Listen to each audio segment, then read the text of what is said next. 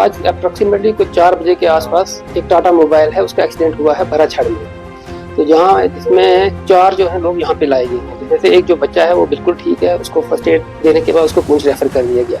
इसमें से जो एक है वो ब्रॉड डेड था, जिसका कि नाम है रफीक सूफी, जिसकी एज जो है अप्रॉक्सीमेटली 50 ईयर्स है।